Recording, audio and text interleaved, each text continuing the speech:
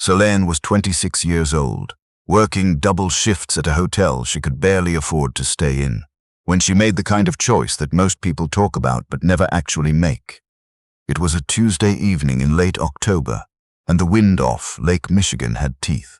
Solène had just finished her shift at the Grand Alderton Hotel, not as a guest, not as a manager, but as one of the women who came in before sunrise and left after sunset, pushing a cart through carpeted hallways, making beds that other people slept in, wiping down mirrors in rooms that cost more per night than she made in a week. Her hands smelled like bleach.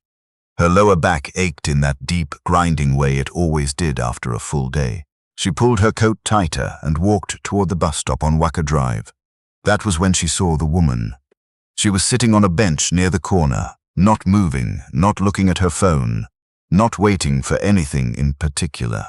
She was older, somewhere in her 70s, Solène guessed, and she was wearing a thin cardigan over a floral blouse that was soaked through from the rain that had fallen earlier that afternoon.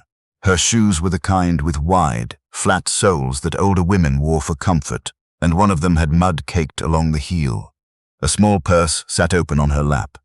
The woman was staring into it like something important was supposed to be there and wasn't. Solène almost kept walking. She told herself later that she had that half-second where the thought crossed her mind. "It's cold. The bus is coming. I have leftovers on the stove." But she stopped. She turned back. "Ma'am," she said carefully, "are you okay?" The woman looked up slowly. Her eyes were alert, but her face was tight with something that looked like fear held very still. "I'm not sure," the woman said. Her voice was steady and clear, which surprised Solène. "I think I've been robbed." Solène crouched down to her level. "Your purse?" "My whole bag," the woman said. "My real bag. Someone pulled it right off my shoulder on the train platform." She paused. "My phone was in it. My wallet. Everything." Solène looked at the open purse in her lap. Just a small evening bag, the kind you'd carry to church. Inside it, she could see a folded tissue, a stick of chapstick, and what looked like a prayer card. "Do you have someone I can call for you?" Solène asked. The woman's chin trembled, just slightly. "My son," she said, "but I don't remember his number. I never had to remember it. It was in my phone." She said it so plainly that it broke something open in Solène's chest. "What's his name?" Solène asked. "Miles," the woman said. "Miles Whitmore." Solène didn't recognize the name. "And where are you staying?" "Hotel family." "With him," the woman said. "But I don't know his address either. He was going to meet me at the station." She stopped herself. "I must have gotten on the wrong train." It was getting dark. The temperature had dropped. The woman had no coat, no phone, no way to reach anyone. Solène stood up and made a decision. "My apartment is 12 minutes from here," she said. "You come with me tonight. We'll figure out how to find your son in the morning." The woman looked at her the way people look at you when they're trying to decide if you're safe. Then something in her face settled. "I don't even know your name," she said. "Solène," she answered. "Solène Okafor."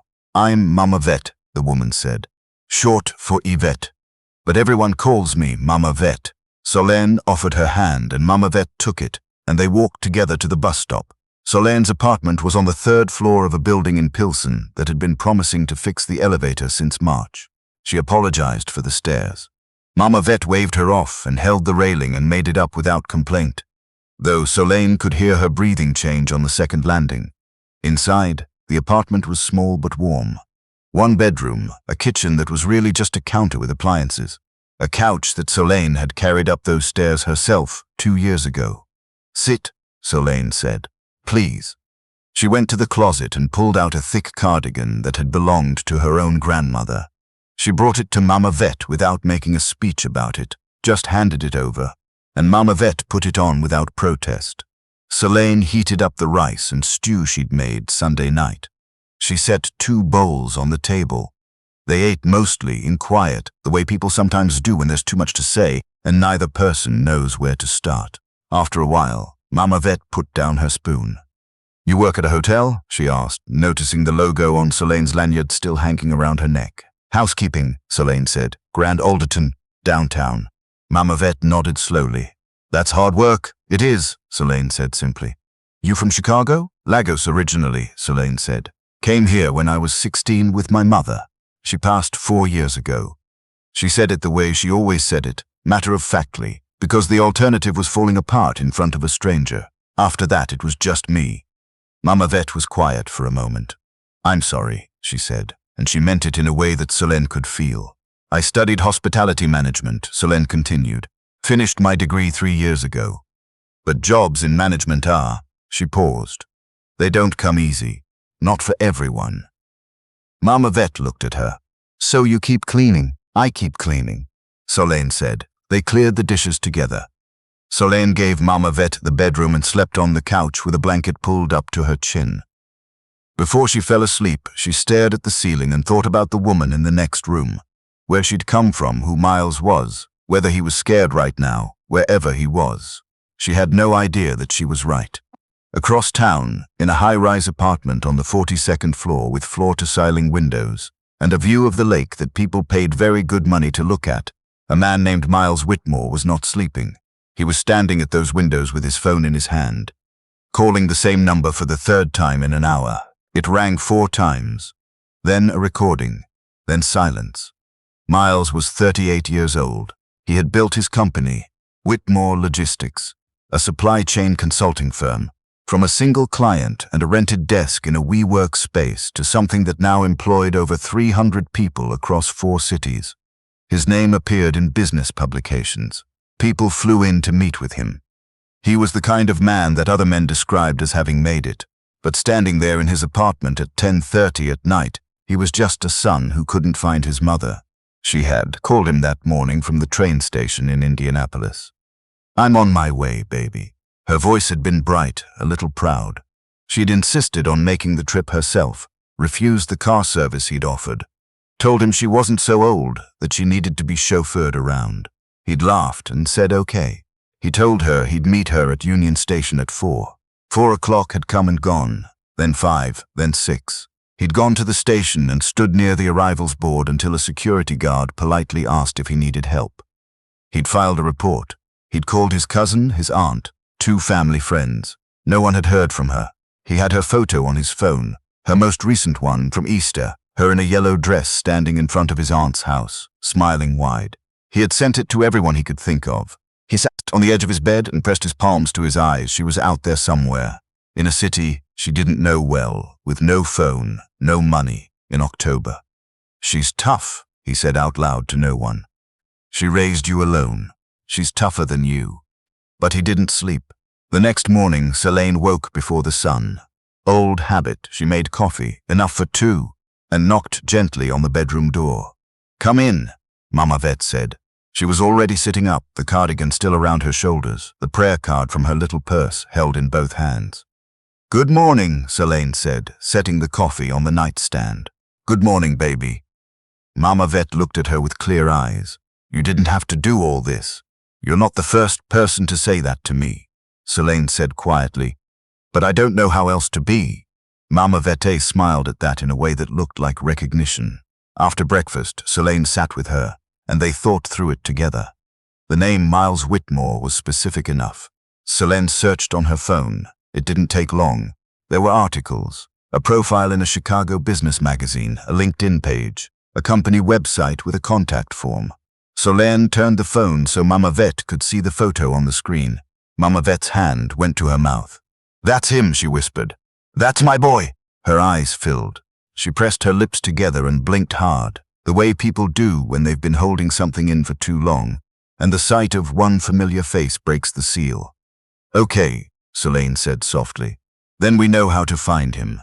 She sent an email through the company contact form, short, clear, with her own name and number. She explained who she was, that she had found an elderly woman who believed she was Miles Whitmore's mother, and that the woman was safe and well. Then they waited. The phone rang in 11 minutes. Solène didn't stay on the call long. She handed the phone to Mama Vet, and the old woman took it and held it against her ear with both hands. And what came out of her was a long, shuddering breath. Not quite a word, not quite a cry, just the sound of relief finally having somewhere to go. "Miles," she said, and then she started crying for real, the kind of crying that doesn't try to look dignified. And Solène stepped out of the room and stood in her kitchen and stared at the coffee maker until her own eyes stopped stinging. She told herself she was being ridiculous. She told herself she didn't even know these people. But she knew what it felt like to have no one to call. And she knew what it meant when someone did. Miles arrived within the hour. He drove himself. No driver, no assistant, and he was out of the car before it had fully stopped, moving toward Solène's building with his coat open and his jaw tight in that way. People hold their face when they're afraid of what they might show. Solène met him at the door. He was taller than she'd expected from the photos. Serious-looking, with the kind of exhaustion around his eyes that comes from a night of no sleep and too many worst-case scenarios running on a loop. He looked at her.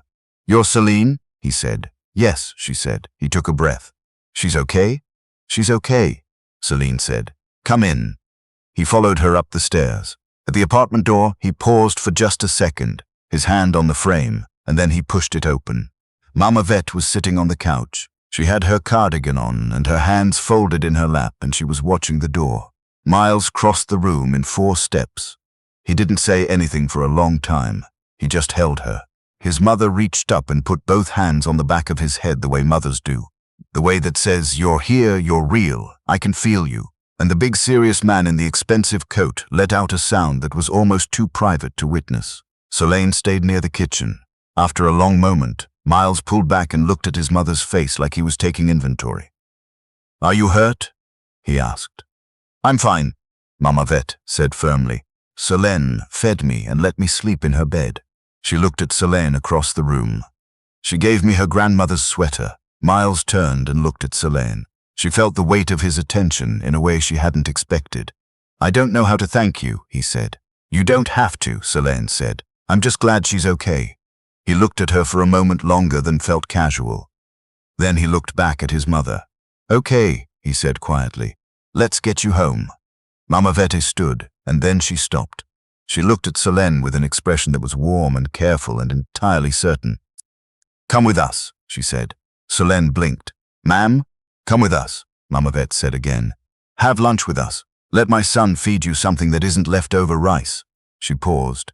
"You've done more for me in one night than most people do in a lifetime. The least we can do is sit with you a while."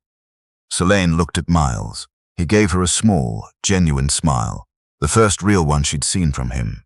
"She won't take no," he said. "Trust me, I have 38 years of evidence." Solène looked around her apartment.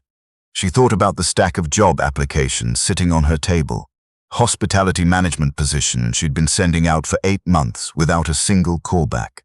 She thought about the shift she had tomorrow, and the one after that, and the one after that. She picked up her coat. "Okay," she said. Miles's apartment was the kind of space that Solène had cleaned versions of every single day without ever imagining herself sitting in one. High ceilings, a kitchen with a real island, art on the walls that had been chosen deliberately, not just hung to fill space. A housekeeper named Constance brought out lunch, soup and warm bread and sparkling water with lemon. And Solène ate without pretending she wasn't hungry, because she was, and because somehow the afternoon had moved past the point where pretending felt necessary. Mama Vet sat across from her and talked easily, asking questions and listening to the answers in the attentive way of someone who genuinely wants to know. "Where are you from in Lagos? What part of the city? Do you still cook Nigerian food? What did your mother like to make?" Miles sat at the end of the table and mostly listened. But every so often, Solène would say something, and she'd glance up to find him watching her with that same careful attention from earlier. Not intrusive, just present, like he was paying attention to something he hadn't expected to find. "You have a hospitality degree," he said at one point. "Hotel and tourism management," Solène said. "From DePaul." He nodded slowly. "And you're in housekeeping." It wasn't a question with judgment in it. He said it the way someone does when they're doing math in their head. "For now," Solène said. He nodded again and didn't say anything else right away. And she didn't know why, but she believed him when he did it. When she got home that evening, her apartment felt different. Not smaller, exactly. She had always known it was small, but quieter in a way she couldn't quite name. She stood in the kitchen and looked at the 2 coffee mugs she hadn't washed yet, and the dent in the couch cushion from where she'd slept, and the bedroom door that was still slightly open. She thought about Mama Vete's face when she saw her son's photo on the screen. She sat down at her table and looked at the job applications. Then she opened her laptop and sent out 2 more. 4 days later, her phone rang from an unknown number. Solène? It was a woman's voice, efficient, professional. My name is Joanna. I'm the HR director at Whitmore Logistics. I'm calling because Miles Whitmore asked me to reach out to you. Solène sat very still. He mentioned you have a degree in hospitality management. Joanna continued.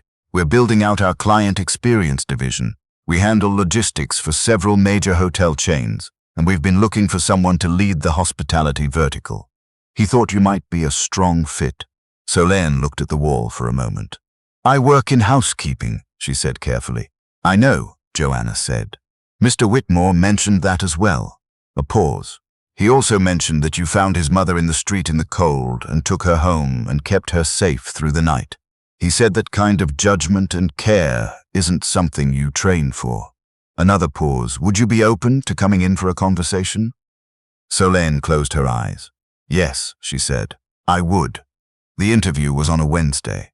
Joanna was thorough. 2 hours. Technical questions. Case studies. A presentation Solène had to pull together the night before on her laptop at the kitchen table. She wore the blazer she'd bought for her graduation and kept in a dry cleaning bag since then. Miles stopped by the conference room near the end. He knocked on the open door, just briefly. How's it going? He asked Joanna.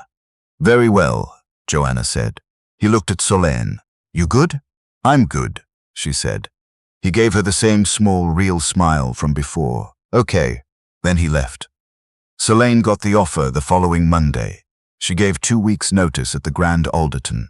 Her supervisor, a woman named Dorothy who had worked there for 22 years and had always treated Solène with something that felt almost like protectiveness, hugged her in the supply closet. About time, Dorothy said gruffly, and didn't let go for a long moment. On her last day, Solène pushed her cart through the 14th floor one last time. She made the beds the way she always had. Tight corners, pillow-centered, remote control at the exact same angle on the nightstand. She did it right, the way she always did, even though no one was watching. She turned the light off in the last room and let the door close behind her. Solène had been at Whitmore Logistics for 6 weeks when she started to notice something. It wasn't any one thing. It was the way Miles stopped in the hallway, sometimes when she was talking to a colleague and added something to the conversation, stayed a beat longer than the exchange required. It was the way he texted her once on a Saturday, not about work, to say that Mama Vet had asked about her and wanted to know if she liked jollof rice because Mama Vet was cooking. Tell her yes, Solène wrote back. Tell her I haven't had good jollof since my mother's. 40 seconds passed. Come Sunday, he wrote. 1 p.m. Mama Vet will not accept no again. Trust the track record on this. She laughed out loud in her apartment. Alone, at her phone, she went. Mama Vet's jollof rice was extraordinary. She wouldn't share the recipe, said she'd learned it from a friend 40 years ago and it wasn't hers to give away. She sat at the head of the table in Miles's dining room with the same straight spine and clear eyes she'd had on the bench that night, and the whole afternoon felt like something Solène hadn't let herself want. After lunch, Miles walked her to her car. It was cold again, the way Chicago gets in November. Not brutal yet, but honest. They stood on the sidewalk outside his building and neither of them moved to end the conversation. She talks about you, Miles said finally. She talks about you more, Solène said. He smiled. I know. She doesn't hide it. He looked out at the street for a moment. She told me she knew you were a good person the second you didn't try to seem like one. Solène looked at him. She said you just handed her a sweater, he continued. Didn't make a thing of it, just handed it over. It was cold, Solène said simply. Miles nodded slowly. Yeah, he turned back to her. I've been trying to figure out how to say this in a way that doesn't sound like a business transaction. Solène waited. I'm glad she got off at the wrong stop, he said. She felt warmth move through her chest. So suddenly it almost startled her. Me too, she said. They stood there another moment, the cold not feeling as sharp as it had before and the city doing what cities do, moving, indifferent, constant, while the two of them stayed very still. Months passed. Chicago moved from winter into one of those brief, bright springs that feel like a reward for surviving. Solène settled into her role at Whitmore Logistics. and discovered that she was good at it in a way that felt different from being competent. It felt like fit, like a key in the right lock. She and Miles went to dinner twice, and then they went again, and after the third time he held her hand across the table and she let him, and that was how it started. Mama Vet, when she found out, did not pretend to be surprised. "I told him not to waste time," she said to Solène, during one of their Sunday afternoons. "Life is short and God doesn't send the same person twice."